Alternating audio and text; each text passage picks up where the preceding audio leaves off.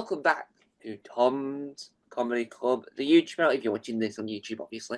And welcome back to Joking Apart, yes. Now, if you've noticed from the last episode of Joking Apart, obviously, this is a brand new series, so the layout of it, as in the way you're looking at it, so let's say the background and the thumbnail are slightly different now, only because I wanted to make sure it's definitely in the right quality, and so that I had more control to make sure that it's seeable, because as a whole, you want everything to be as seeable as possible. So, without further ado, let's crack on with our guest today. Our guest today is best known for appearing in episode 3 of series 3 of Starstruck. It's one and only Rob Auton! Hello, hi Tom, how are you doing? And so, I'll start at the very beginning, because Julie Andrews always says it's a good place to start, and I've never disagreed with her so far. How did you get into the wonderful world we like to call comedy? Well, I used to work in advertising as a copywriter and art director, and it was almost a perfect job for me because I really like having ideas. And but it's a business, and what happened was I was getting really frustrated with advertising and jumping through hoops for clients and stuff like that. So I started keeping notebooks of my own and like venting in these notebooks and writing down funny thoughts that I had. And like just short bits of writing really that made me laugh or think in a different way. And one day the creative director said that he was having a fireworks party in his back garden and there was going to be a bit of poetry. And I said, "Oh, well, I've been writing some stuff down in my back garden. I said, I've been writing some stuff down in my notebook. I don't know if it's poetry or not, but can I come and say it at your fireworks party?" And he said, yes. So that was my first ever gig. Stood up on his garden wall in front of all his friends and uh, read some stuff out. One of the things I read out was I've got a flatmate called Nigel who lives in a shell. I guess that means that I do as well. It was hit and miss. Yeah. Um, but then I loved that. I really loved doing that gig, and then they asked me to be part of a poetry night that they run, so I started doing poetry. And then what would happen is because some of the stuff that I was doing, people were laughing at. Um, People would come up to me after and say, "Do you want to come and do my alternative comedy night?" So then I started doing comedy nights, and then I just started doing as many gigs as I could. And then started doing more mainstream comedy nights, which were sometimes a bit of a struggle, but sometimes they go brilliantly. Sometimes it'd be tough, but and then that was it really. And then I got made redundant in advertising, weirdly, and then I got a job on the side. Well, no, I got a full-time job in an art shop. Um, and did loads of gigs on a night time until it got to a breaking point where I could just do gigs and stop doing the art shop job. So that's how I got into it basically, and I've been doing it ever since full time since 2012. And do you think that alternative comedy is still as big as it's ever been before? Um, Good question. I don't know. I think that a lot of stuff now is really flying online, Yeah. and maybe alternative comedy is always better in the room than it is online. Because I feel like you're really part of something when you're in a room together. And if something's a bit more off kilter, maybe the people in the room all kind of move towards something together and you can feel that energy. Whereas when you just watch it on the screen, you might be like, oh, this is a bit weird. Yeah. Um, but yeah, maybe not. I don't know. I don't know if there is like a massive alternative comedy scene at the moment. I know that the Edinburgh Fringe is still kicking off and people are doing tours, but maybe that's not so alternative. What do you think? I think that you can see that there's more out there that when you see different comedians, there's a lot more. I think there's a lot more character comedy. I think that would be what I would say is now more alternative because obviously the movement and alternative always changes. So I think there is. I think it has sort of developed and grown. I sort of see a lot more of it when you look up online and when you try and find comedy. I think you see a lot more. But when you joined the comedy circuit at the beginning, what Hmm. was the atmosphere and what was it like at the time you started your comedy journey?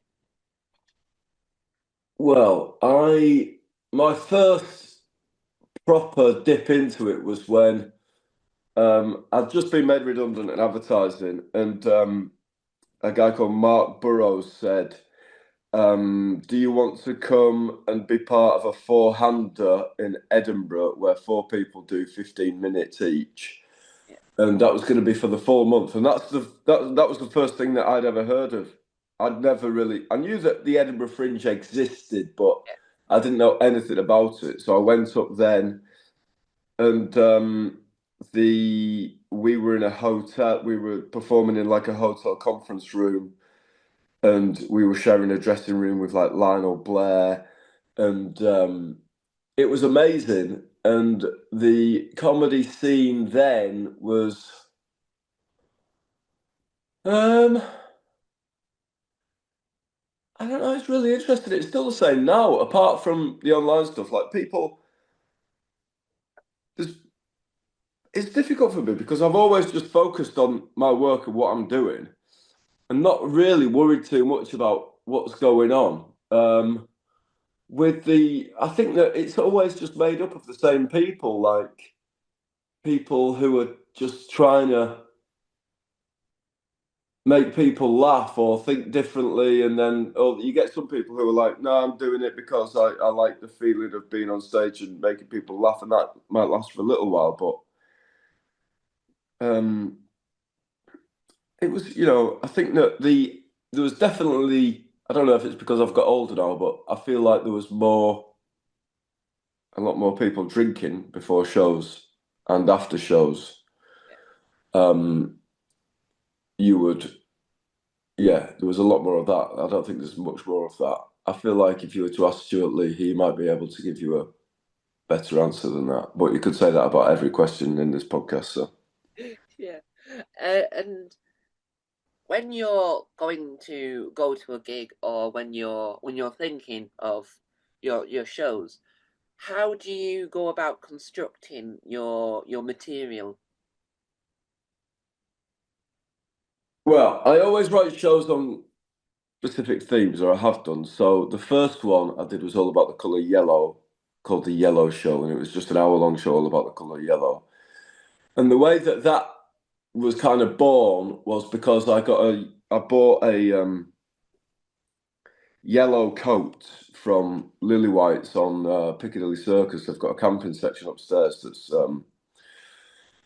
they have cheap jackets, and camping stuff. And when I put that coat on, I felt ever so slightly more happy. And I thought, right, if I can write a full hour-long show about the colour yellow, how happy am I going to be? So I thought, right, I'm going to write a show all about the colour yellow because I'd been up 2 years before and saw that people had done hour-long shows, and I'd only done 2009. I did 15 minutes, and then I think 2011, I went back up and did another 20-minute thing. And I thought, right, I want to write an hour long show. And basically, how I did it was I just put the Yellow Show in the middle of the page and just did a spider diagram about everything to do with the colour yellow. Big car sponges, is there anything that I could do with them?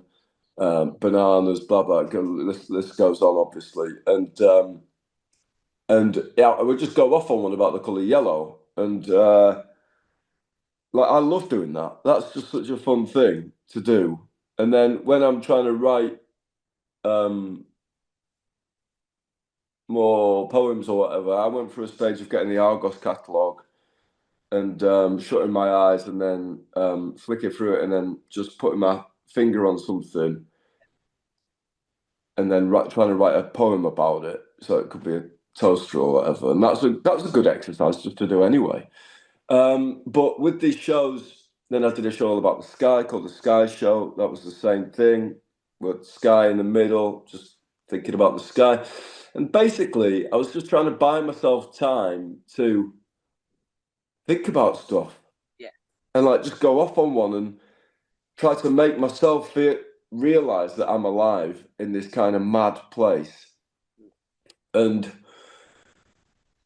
try to carve out a life where I give myself enough time to stop and look.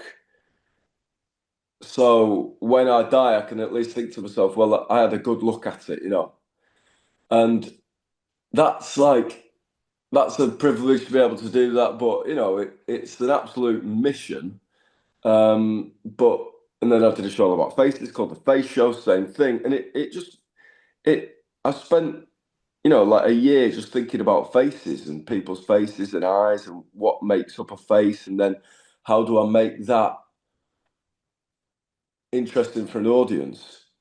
And then with all the shows, I think like I try to not just make them funny, but try to give it a bit of heart as well. So that, you know, like if you go and you say in the pub and you're talking to your friend or whatever, and it's funny, it's funny, it's funny, it's funny. I love that, but my favourite stuff is when you like you talk about something meaningful.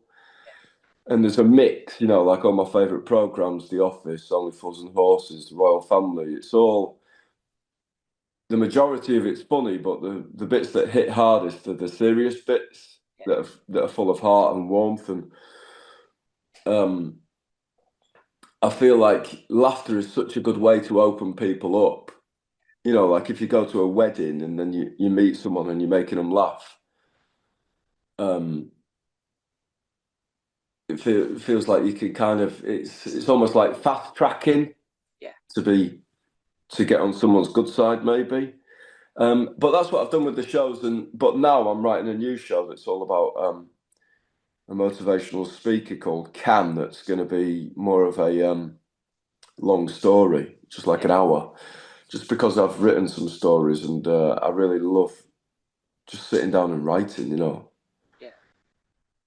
Yeah. yeah. And are you the type of person that would sit and write physically, or do you every time you've got an idea, do you just jot it down on a note on your phone? Um, Bit of both, really. I think that the best ideas I've ever had are just when I'm walking around and it comes out of nowhere, and then you're like, "Oh, write that down now as quick as you can." When all the words are in a, when something comes to you and it's like, "Oh wow, yeah, get that sequence of words down straight away." And the amount of stuff that I've lost by not writing it down straight away is really annoying. But I do try, and that's the good thing about having a phone.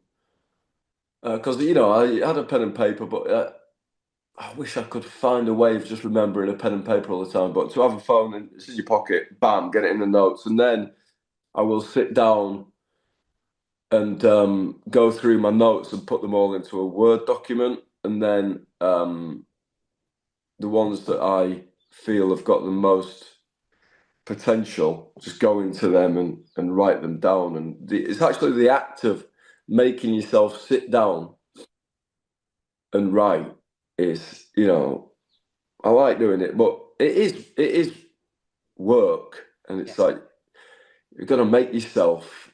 And I sometimes feel so proud of myself when I've pushed myself to sit down and flesh out these ideas, and then sometimes I'm like, oh yes, I'm so pleased I did that. But like I did a daily podcast called the Rob Auton Daily Podcast, just doing a poem a day or a short story, and that was really good because that gave me a home for all the stuff in my notes folder, you know.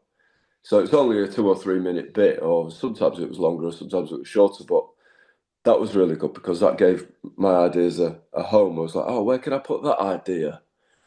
And it'd be like, oh well, just do it. whack it up on the podcast. Yeah. And one of the other things you've done that is deemed in high respect because the program is beloved, shall we say? Um, because it is beloved and it's people want it back, people want it all the time. What was it like appearing in series 8, episode 3 of Cold Feet? Well, that was actually my first acting gig. I'd been going for loads of auditions. I mean, I don't know how long ago that was. That was maybe it was 20, 2016 or 17. But I'd been going for loads of auditions to do loads of self tapes, and I wasn't getting anywhere. And then I went for that audition, and the part was for like bad performance poet or something like that, and I got that one, and it was great. You know, I went up to Manchester, and they were filming it there, and they built this temporary festival site, and I was doing I had a few lines about this poem about a mobile phone that was like a really bad mobile phone poem, and Jimmy Nesbitt and everywhere they were all really laughing, and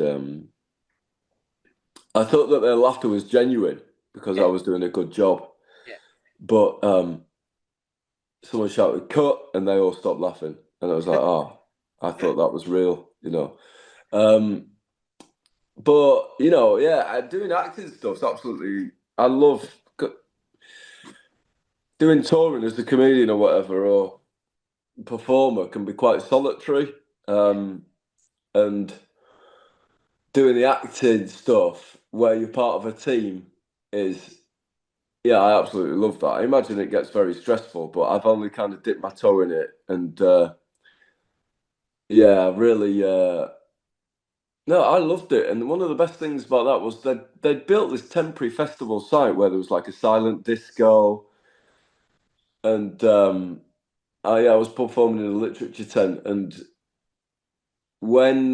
in between takes, there was an audience who were kind of sitting down yeah, as if it was a literature tent, and in between takes, I was just like, well, I'll just do some poems for each other. I just did some yeah, instead of just standing around. I was like, there's a microphone that was working. So yeah, it was good fun. Yeah. yeah. And do you think that having these opportunities to appear in programs and do a bit to that, do you reckon that that helps you grow your skill and your confidence, not just as a performer but as an individual? Um, what with the TV stuff? Yeah, Yeah, I think so. I think sometimes um, it does help you. It's like getting those things under your belt, you know, like if you achieve something, I definitely do put those things in my pocket, and I'm like, oh, yeah, well done. But then that lasts for about a day, and then you've got to do something else. But yeah, there's been times where, like, I was in a play that Frank Skinner wrote, yeah, and that was like I'd never been in a play before. There was three people doing it, and that really made my heart beat. The first time that I went, I was so nervous, and I really struggled learning lines. But I do it, and um, anything that can get me out of my comfort zone and make me um, feel like you're on the other side of something when you've done it, I think that's a really good confidence builder for sure. When you where you really test yourself and then you don't die, and you're like, yeah, okay, but you know, nothing has made me,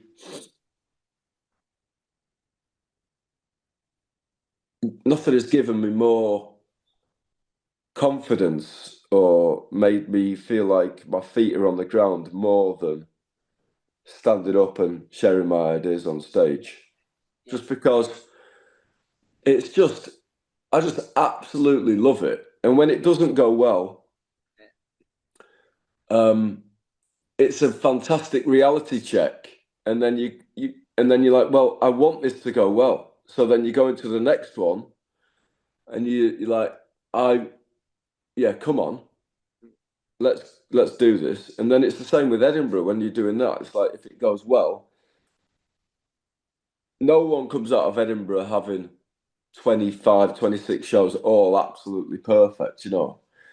But I remember, I think Kate Blanchett was talking about it, where you go on and in a play or whatever, or a comedy performance, and you're striving for perfection, or like, and it doesn't really happen. Like, it's so difficult. Like, every now and again, if I come away from Edinburgh and I've got two two shows maybe where everything is lined up, the audience are great, no one's kicked a glass over just as I'm saying my best line of the show, all the tech's gone well, and I sold loads of merch. It's like almost like a one-armed bandit, you know, where it's going bar bar bar, and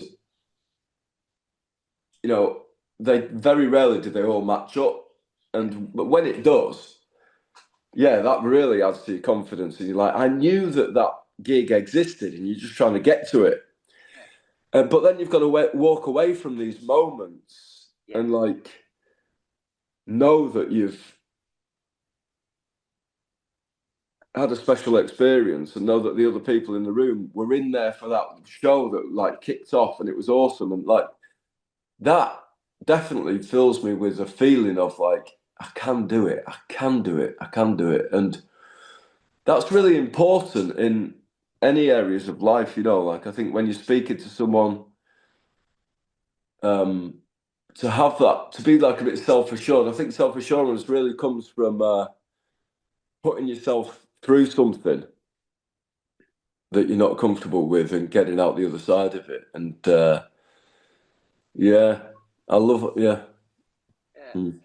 And because you had been on tour and you know how the rhythm of doing similar things each night, do you think that doing touring and being a comedian yourself helped you when it came to do the play? Because the play, because you have to remember a lot of things. Do you reckon that because you were a comedian, that helps you to be able to transfer the skill of remembering stuff over and over again, helps you when you came to do your play?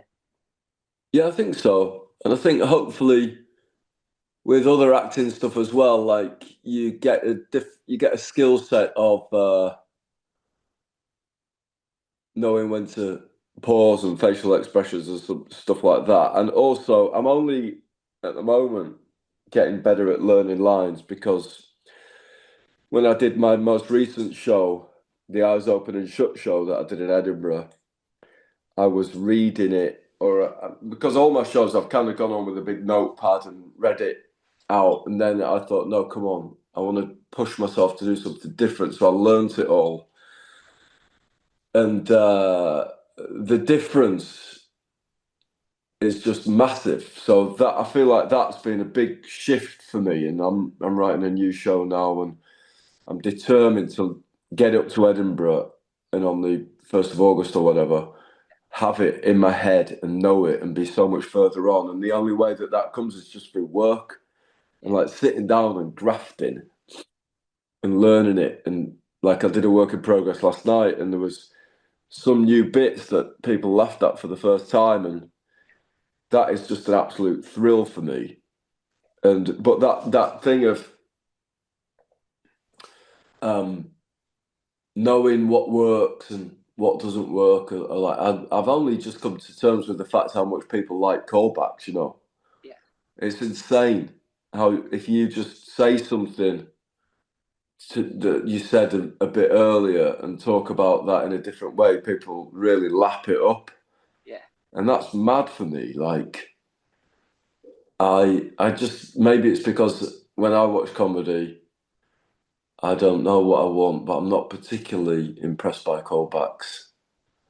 Um, But going back to your alternative question, like, have you seen Joe Kent Walters do Frankie Monroe? yes, I have. Yeah, that's probably like the best example of alternative comedy around at the moment, you know. Anyway, it was great, and that is, I think that he's a really good example of alternative comedy. do you think that work in progresses are a good leveler to know that the idea for the show works really well, or do you think that they're just good to make sure that you know what material works really well and what material might need some tweaking? Yeah, I did one last night at the Bill Murray in pub in Angel, and I just love work in progress shows because it is such a it's a friendly, it's like a friendly football match. And to do, 20 or 30 work in progresses before you go to Edinburgh is so I love doing them because you could get something into shape and the trial and error. I love the trial and error of it all. And something that's so exciting for me is if I have all I want to do is share what I think's funny. I'm not, for me, comedy isn't about trying to make people laugh. It's about sharing what you think's funny and seeing if other people like it as well. Yeah, And when they do, it makes me feel like less alone, yeah, which is quite big. Um, and work in progresses, all I need is someone to make a tiny little noise, yeah, and you're like, oh, that person there felt that emotion when I said that. It might be one person out of, I don't know, 25 or whatever.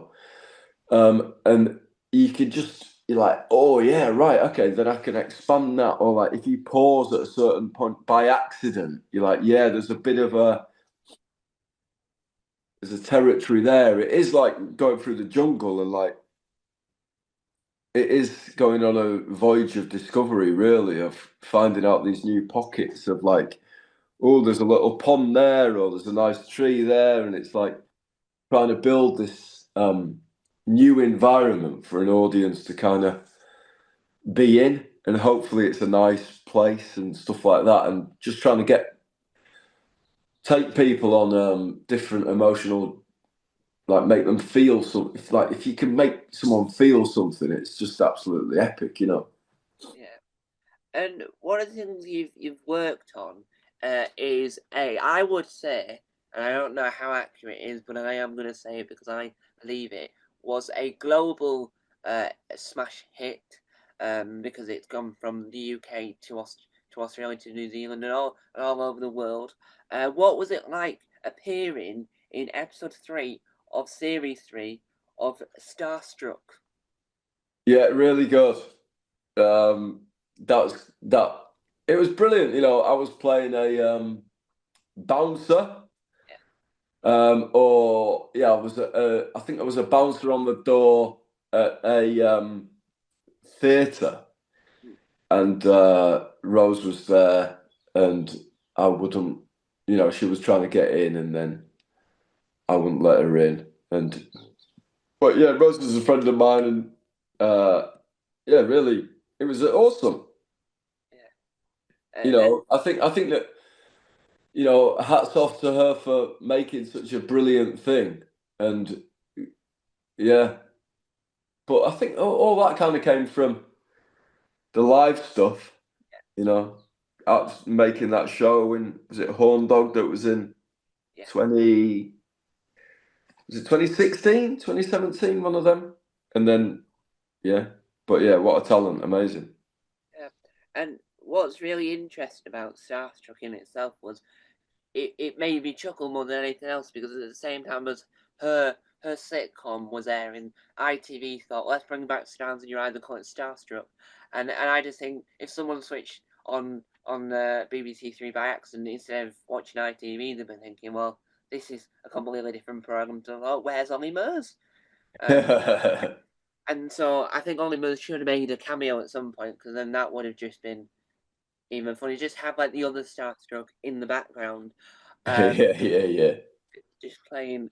And Jesus, and one of the things, other things you have done, and I think that it's brilliant. Is where did the idea for your books come from? That was just a collection. The first, well, when I started doing poetry gigs. Um, there's a company called Burning Eye Books who, if you send them all your poems, they put them into a book and you can sell them and they can get into shops and stuff like that. So I knew those guys and I did a book called In Heaven the Onions Make You Laugh, which I've got here. In Heaven the Onions Make You Laugh. Um, and there's stuff in this like, shall I read one? Yeah. This is called Bread Sandwich. I've just opened this on this page. Bread sandwich, two slices of white sliced bread with a baguette in the middle, bread sauce instead of butter, coated in breadcrumbs, garnished with croutons, eaten with breadsticks, served on a breadboard, stored in a bread bin. So that was that really, and it went on like that, and there's 110 pages. They're all different. Bacon. Francis Bacon and Kevin Bacon are the rushers from a very talented pig. The pig could paint, the pig could act, the pig was a genius, as a matter of fact. I haven't read that for a while. And do you think that it becomes a lot more freeing when you write these ideas down and you get to see them on the shelf and you get to see them in a book form? Um, yeah, mate, I think so. I think that seeing stuff written down, I tell you what is good when you see words that you've written in different environments, like from a notebook onto a computer screen. Obviously, it looks completely different, but it can make you look at the words in a different way as well. And I think that's important. And like seeing the layout of a PDF of a book, it does make you question what you've written Yeah, and kind of test the metal of the material, which I think is really good. Um, Testing the metal, I mean, not the material, but I think that that's awesome. Like the more that you can test your stuff in as many different environments as possible, like whether you put it on now I guess with different social media platforms, put it on Facebook, put it on Instagram, put it on flipping Blue Sky or whatever, see where it flies. Um, but yeah, I love doing the books for sure, and I'd love to do more. And yeah, I'm starting this series of shows all about one specific thing, yeah, and I love the thought of just sitting down and writing these shows. And I recorded my show from last night. So today I'll listen to the recording and then cross out the bits that definitely need to go, and then the bits that can stay, highlight them, and then work around them really.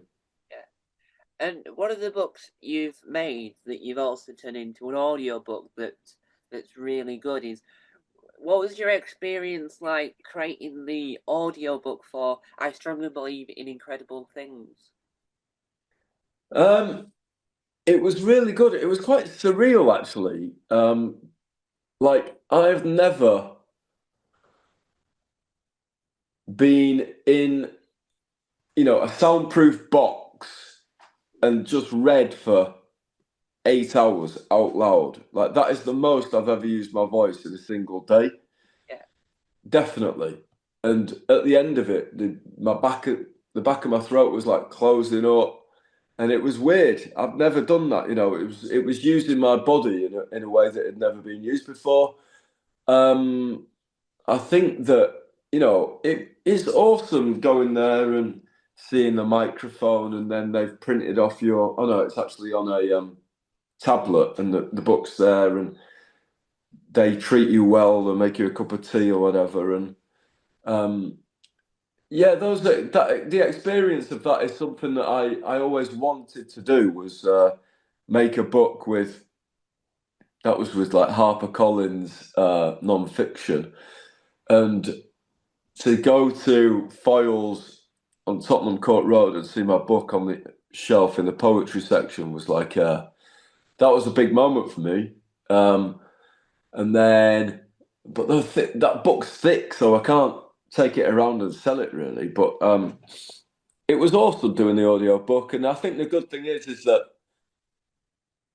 you could probably get it for free on Spotify Premium, that book. And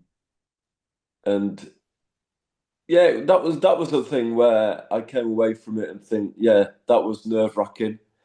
Yeah, But you got to the other end of it, and that's an experience. And this is the thing, it's just this experience thing. It's like I feel that because I've been doing it now for 13 years, I think, you build a certain amount. It's like building a hill for you to yeah, stand on. yeah, And it feels like because there's been so much trial and error, yeah, you build like yourself a solid foundation that you can stand on. yeah, And it's difficult for people to push you off it because you've got this, you've got a body of work that you fully believe in. And even though,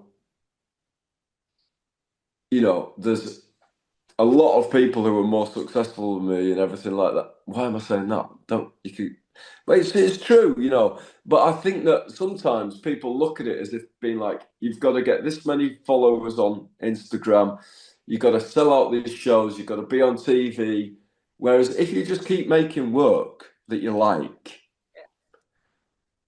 it can build something that's quite solid.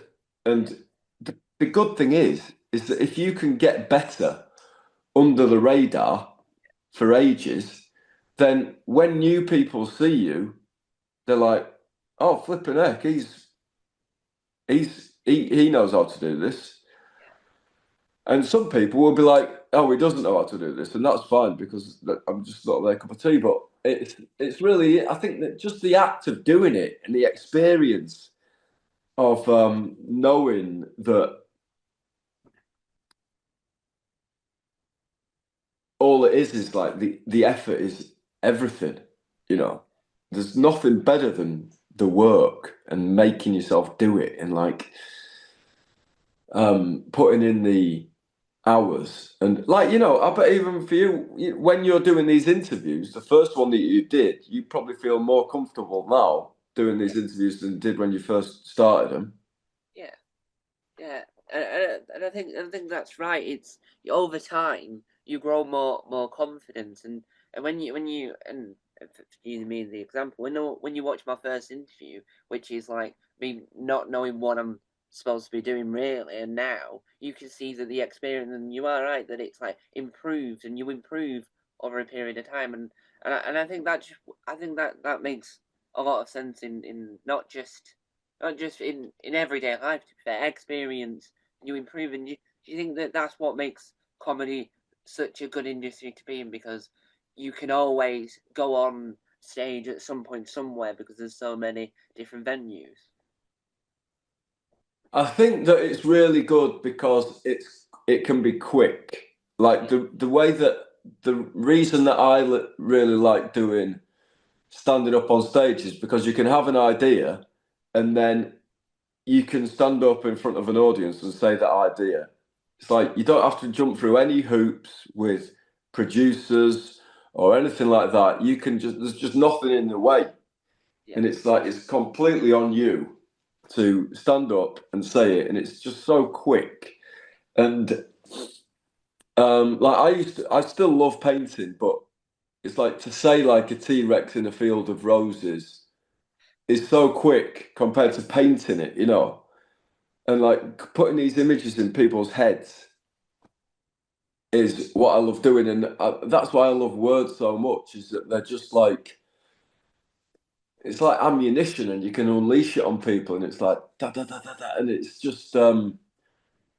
I think that there's like there's a lot of comedy places, but there's not as much like the open mic poetry that I used to go to every week used to be in the poetry cafe in Covent Garden, and I used to love that. Like it was people would get 5 minutes, or if there was over 30 readers, you'd get 4 minutes, and that was just so brilliant because you could have an idea in the daytime, you could write it up, and then go and Yeah. stand up in front of those people and get to hear all the different people was just amazing. And I wish that that would come back. But like, I'm sure, I think there is a lot of open mic comedy. I haven't been for a while, but I remember the open mic comedy shows were just kind of incredible. Yeah. And as we've got to this point in the interview and people got to know you more, what advice from your own experience Mm. and from the way that from your own style, what advice would you give someone that might be watching this now that might want to get into the world of comedy? What do you mean, like performing? Um, yeah, performing and everything else in general. Um, I think definitely if you're walking around and you're having ideas that are making you laugh, and that idea keeps coming back to you, and you still think it's funny, then you've probably got something that other people are going to find funny as well. And and definitely go and test it out. I think just test out. If you've got a bell that goes off in your head like ding ding ding ding ding. Oh, that's a funny thing. I'll write that down. I'd say first thing, get a notebook and write down. If you've got thoughts that are coming to you, write those thoughts down because that's the sign that something's trying to come out of you. Whether it be. I think that I just had this nagging thing of like, I'm sure that's funny. You know, you're making yourself laugh. I'm sure these words are interesting. That came from when I was at university. I went to Northumbria University in Newcastle. That was like a polytechnic, and the best thing about that was that they had this huge printing presses, right, where you could do like lino presses um, and we had a project that was all to do with money, and we just had to do like these massive lino cuts. And I did one of a £20 note, just like with the outline of the Queen's face and 20 in the corner. And the project was all about money. And I put the words, "You've never valued anything in your life that so many other people, you've never valued anything so much that so many other people have handled about money," right? And I thought, oh, I like that. That's an interesting thing. I like how I've thought about that. And it was like the best grade I'd ever got at university. And I thought, oh, right. So that idea that I liked, it went down well with the tutors. So maybe if I have any other ideas that are kind of word based, I'll write those down as well. And I started making notebooks. But I think it is more, for me, it's like answering the call. If you're getting called, answer it. If you're not, don't bother because it's not worth it. You're better off doing something else. Um, it's like, I think that's the best thing is that there's so many different things for people to do on the planet. Yeah. And it's that thing of like, hearing about kids who are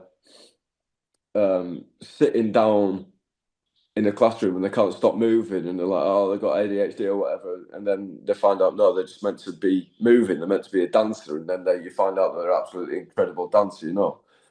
There's so many different things for people to do. And that's really exciting. Some people are good at building, some people are good at cooking, some people are good at numbers, some people really like the structure of spreadsheets, and like organizing, and it's just finding out that thing of what you're meant to do. But the problem is that we don't have much time to find that out before we die. So it's that thing of like and as well a lot of the time you don't. Some people aren't in a position to try to find that out. You've just got to get money. Yeah. And, I came from my dad was a plumber, my mum was a like a office manager for a crop nutrition company. And I think it was that thing of just being in the art shop and knowing that I wanted to do this thing. If you've got a burning desire in you, basically express yourself through words, and you're having funny ideas. Like I was walking down the tube one day, and I heard this guy go. No, a little kid said to his dad, "Oh, Daddy, what are we doing?" And I thought, "Oh, if I have a son, I wonder what I call him." I thought, "Oh yeah, if I have a son, his name will be Dad after my dad, and his dad, and his dad, and his dad." And I thought, like, I made myself laugh then, Yeah. and I thought, I'm going to say that on stage, and people really laughed, Yeah. and they have been for a long. That's always in my canon, you know. I'm always like, if they don't laugh at that, then I'm kind of screwed, and it's just about having those. If you've got those. If you've got the things that are coming to you, Yeah. share them, um, and test them, because sometimes it's only for me, you know. Like I find something funny and then you say it. Like I had a thing the other day about I heard someone talking about their big toe, right? And I thought, oh, that's funny that the only thing that we give a size on our body is a big toe. You know, it's like it's as if people are proud of their big toes or something. Like, oh, my big toe, I got a big toe. You know, and I said it on stage in a really ramshackle, rubbish way, and nobody laughed at all. And I was like, yeah, I'll probably just have to try to find a way to get in touch with Jerry Seinfeld and give him that, and he'll be able to do something with it. Yeah. Yeah. And do you think that the do you think that when you're on stage and when a particular gig might not go as well as you would hope, do you reckon that that's a good thing for you? Because then you know that even though it hasn't gone well that night, you know that that material might have some other legs within it because you might not completely think that it's a dead idea. You might just need to like rearrange the words. Yeah, I think you've got to you've got to put your life in the hands of the audience to a certain extent, but it's like they've got stuff going on in their lives. You know, you can't fully like it's got to come through. You can't like do a painting and say to someone, "Oh, do you like it? Do you like it?" After every brush stroke, you know, you've just got to be like, you've got to be able to work on it and then show. I think that's the thing with the work in progress is it's like last night came and saw me do some like paint brush strokes, and it's like it's no by no means a finished painting. People can't see what it is yet, and so with the audience, if they ain't going for it, then if you've got it in you and you think, no, I really like that bit, and I know that that bit is what I want to say, then you've got to keep it, because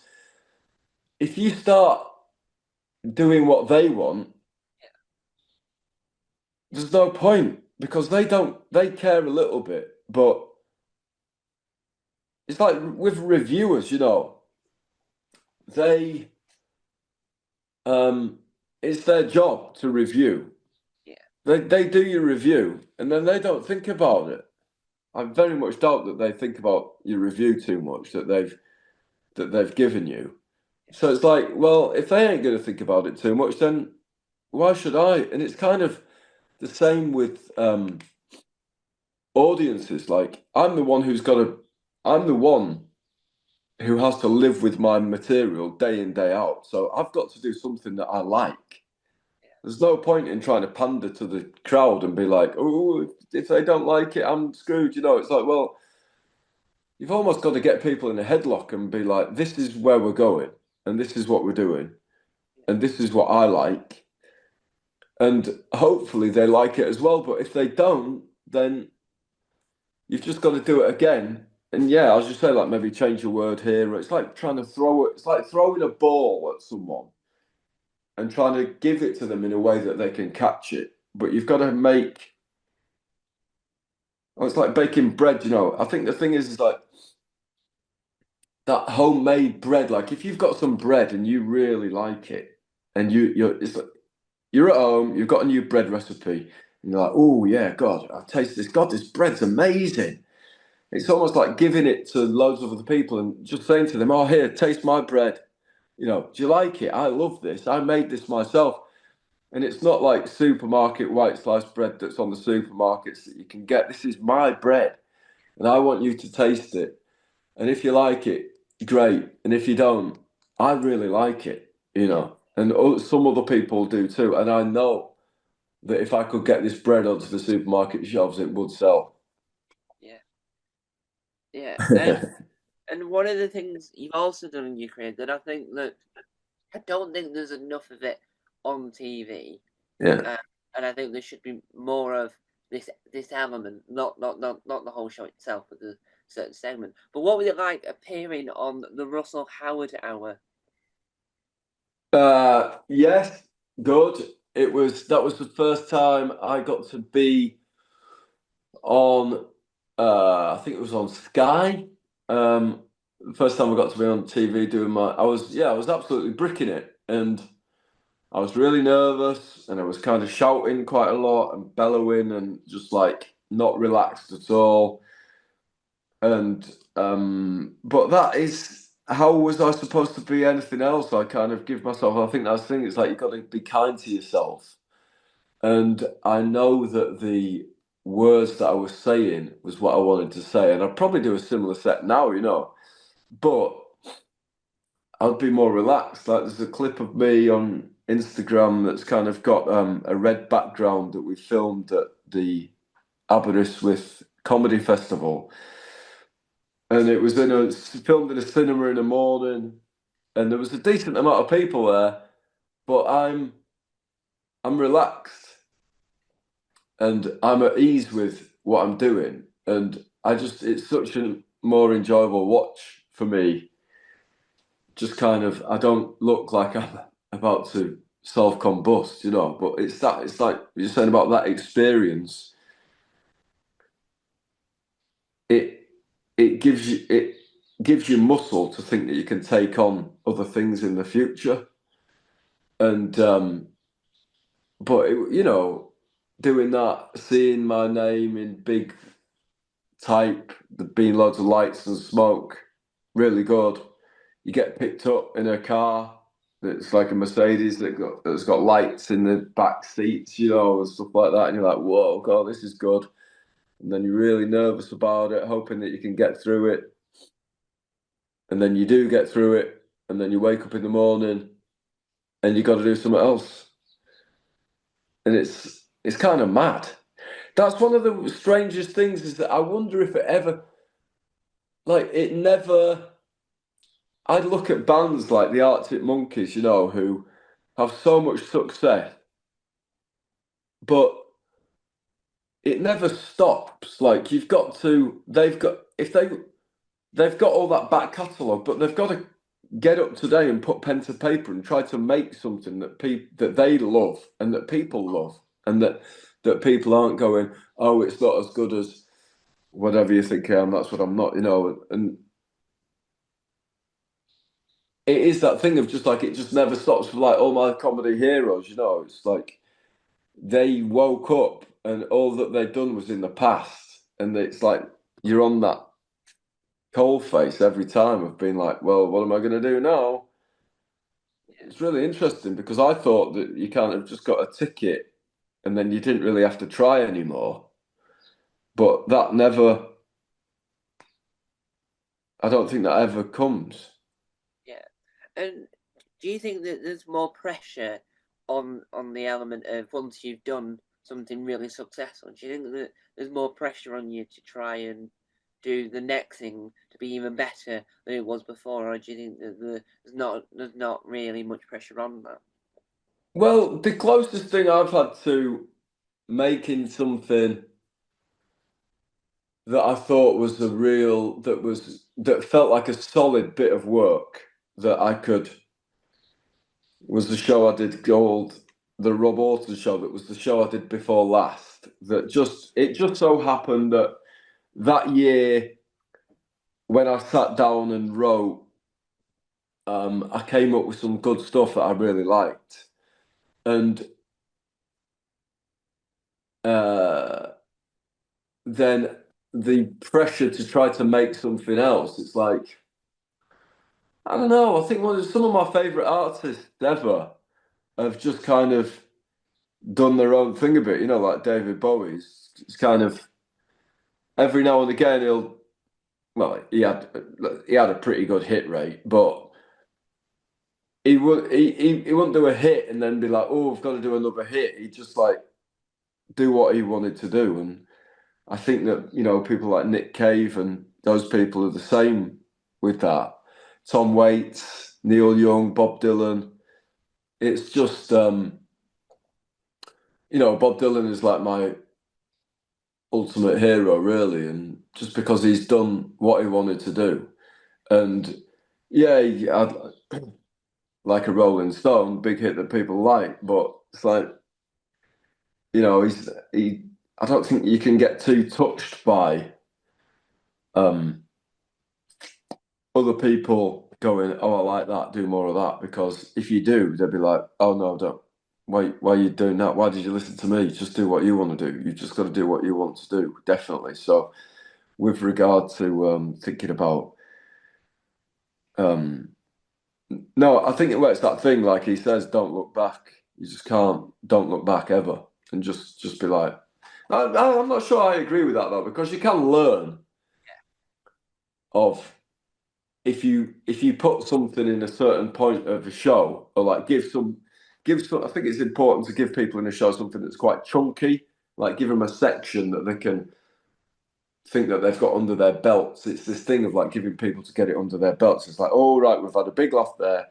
I'm thinking that bit. Yeah, I really like those words. Okay, this is quite a long, chunky story. Yeah, like that. And now we've got an ending, and it's like so. There's definitely things that you can learn, but um, with regard to success and pressure, like I don't know. I don't think like maybe some people who were just starting off in Edinburgh doing their first hour might look at the fact that I've done 11 shows and think, oh, wow, yeah, he does it full time and tours around the country and can fill some venues. And that looks like someone just doing it. It is like, oh, yeah, that's what I want to do. I want to do that. And it's like, well, but for me, I'm just like, trying to think about what the next show is and knowing that if I completely mess up this next show, then that is kind of, I'm done. And that is a pressure for sure. But I think it's good to have that pressure because you don't want to be complacent. And I'm always trying to impress myself. You've got to try to impress yourself, whether it's tidying your room or making some pasta or just like not making pasta, but just like doing a bit of gardening and like putting your back into it and impressing yourself. Just thinking, yeah, you worked really hard on that, and just that thinking that you've put yourself through yourself and got out the other side. And do you think that's what makes a good artist when they're not putting too much pressure on themselves and they can just do whatever they want because it's what they think is their creative outlet? Do you think that that's what makes an artist a good one? I mean, it's a big question, but I think so. You know, I really like Francis Bacon and what he says about he's like big into risk and like chucking paint at a canvas and like that being it, like almost being like gambling. Um, all these people who are just like there risking it, throwing the dice, um, and seeing what happens. But I think that there needs to be a certain amount of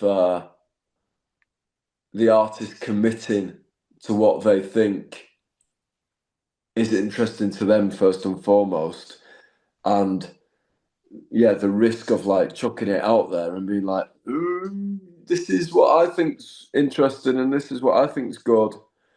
Um, and then yeah, just rolling that dice and seeing if it does, and then hopefully you can get enough bits together to make a show, um, or an album, or a sequence of paintings. Yeah. And so as we come down to the cul-de-sac, or the ginnel, or the alleyway, or whatever you use for the term of a very small lane that sometimes is covered in too many trees, because not enough people cut them down, as you end up falling over trees. It's like a small alleyway. This is a very long analogy, but just to cover all bases. Yeah. Um, without telling people your home address, where can people track you down online? People can track me down on, I've got a website, robauton.co.uk, where I'm going to put some paintings up for sale soon. And all my work in progress dates are on there. I've got an Instagram account at Rob Auton, AUTON. I've got a Twitter/X account, all them. And Substack, pretty much all of them. I just try to put everything on. All yeah. You can. I'm on social media. Rob Auton, AUTON. And have you got any upcoming gigs that are coming up very, very soon that people can see you at? I've got one. To be honest, I just finished my tour last night. I did a work in progress. The night before that, I was in at the McCunters Comedy Festival. You ever been there? No, I haven't. I've heard a lot of good things about it, but I've never been. If you like comedy, I recommend you going there. There's a campsite, get yourself there. Um, uh, what was your question? Oh, It's gigs coming up. Um, I've got a week off, and then I'm around. I'm doing a gig in Guildford next week. If you live near Guildford and want to see a work in progress, come and see me. And there you go. What a marvelous and excellent interview slash marvelous way to close it off. If I do say so myself, I think that always works well when I'm managed to find the best stopping point, because you always want to end on the greatest note, unless it's a flat note and you don't want to end on a. I can't think of a flat note on a piano. Um, that really made that analogy worse, because I thought I knew a new name of piano notes, but that's what happens when you're not a pianist, or a pianist, or Claudia Winkleman. Thank you for letting me interview you, You're welcome. Thanks for asking me. and thank you guys for watching. Yes, I do a lot of things, so there should be more interviews soon across any of the YouTube channels. And if you also be aware, 22 of the YouTube channels might double to a higher number. It might not, it might do, but don't question my judgment. It's just me being me. But you can find all that information on my website to make sure that you're not wondering why I do too much. I do it for the love of it. But thank you guys for watching, and ta